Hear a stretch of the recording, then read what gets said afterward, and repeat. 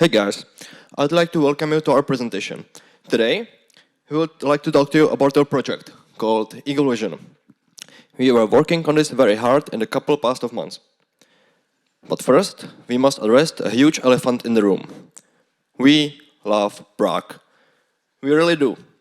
That's why we've chosen the Institute of Municipal Planning and Development to be our guide on this data project journey. During our discussions, the topic of city parking came up multiple times. As it turns out, is it not a basic human right to be able to park anywhere in the city? Who would have thought? But we agree. So, what's the deal with parking in Prague? Public space is a valuable resource. There is only so much available land, especially in the city center. And creating new parking spots out of thin air is just not possible, at least not forever. That's why the Institute of Municipal Planning and Development, their architects, urbanists, and analysts try their best to understand the situation. But in many cases, they lack hard data to back their decisions. Why would we even want to have a different approach to parking in Prague? Well, there are many negative externalities that come with continuous development of parking lots. Let's start with public space. Some could argue that it's unfair for cars to take up so much public space. While we understand that some people are pretty dependent on their vehicles, it is not really possible to park in the city center at the same time. Just wait a minute and we will show you how much of a difference a simple change can make. Parking space takes a lot of place that could be used for greenery. This comes with many benefits. Not only that the soil is meant for plants and it can hold water and help with regulation of flow during the rainy days, it also enhances air quality.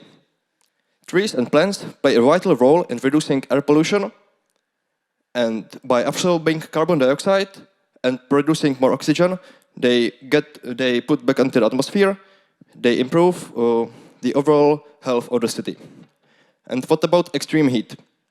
Well, according to numerous researches, streets and areas that are just plain asphalt and concrete get as much as 30 degrees Celsius more warmer during the summer.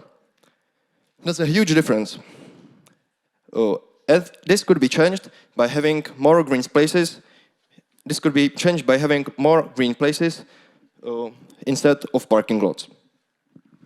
Let's have a look at this image. Some of you may know where this is just by the street layout and the shape of the building. That is the Mariánské náměstí, or the Virgin Mary Square, and the Prague New City Hall in the Old Town. Relatively high traffic, both for tourists and residents. There are several theaters nearby and also a public library just across the street. Would you believe it? This is the same picture just a few years back. As you can see, the change in the middle of the square is pretty huge. There used to be a huge parking lot there. The newly acquired public space can be used for many different ways. The square got so much quieter, and thanks to the benches and trees, it also served as a place to meet. During COVID times, there was a very prominent testing point that was really important for the city center, as it is right next to the Old Town Square and available to many people in the area. And what about those using the areas? There could be a business owner waiting for the opportunity to rent out a place for his restaurant for his customers to have more places to sit on.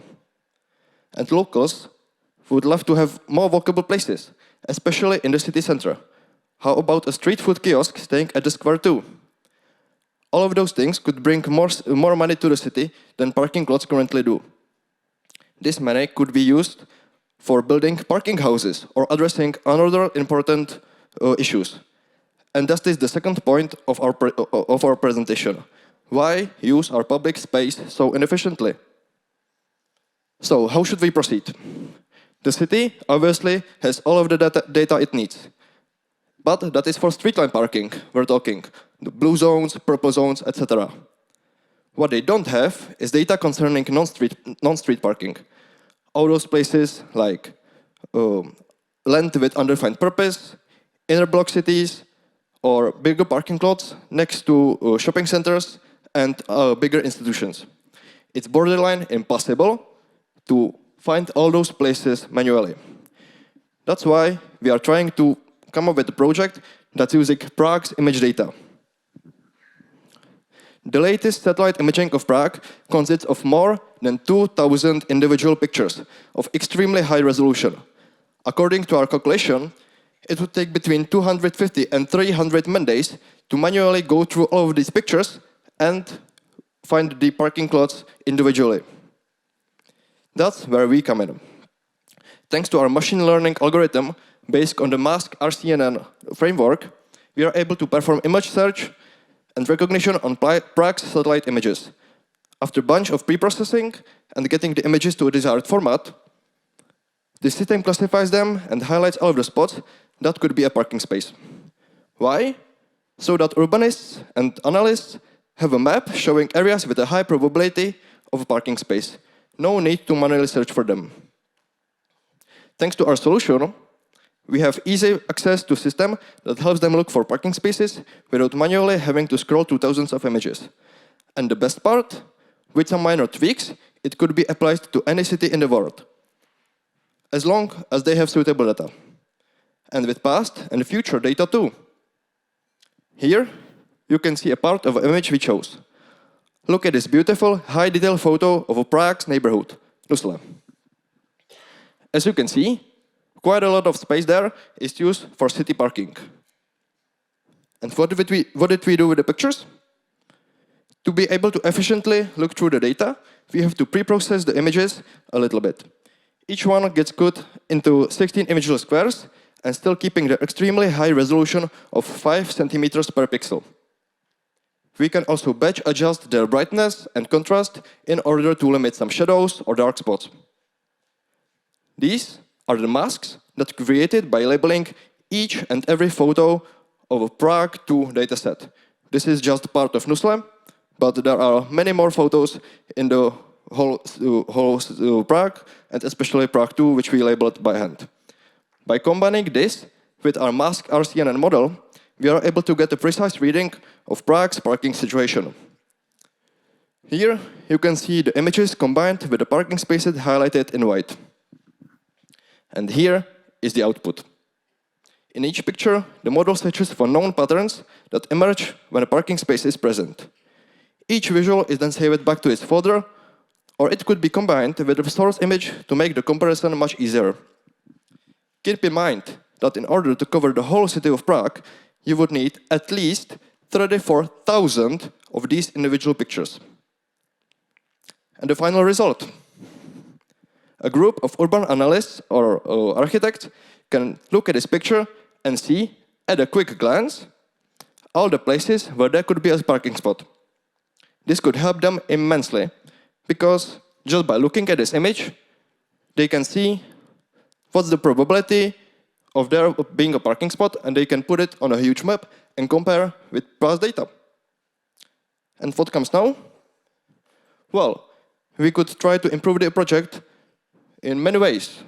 For example, we could try to integrate Prague's map documents and other data sources. It would help our machine learning model to understand where there are actual land and buildings that we don't care about. Just 1 minute. And how about what comes now? How about we get more satellite images from across the country and compare with cities like Liberec or Brno? Thank you for your attention, and we are ready for your questions. Thank you very much.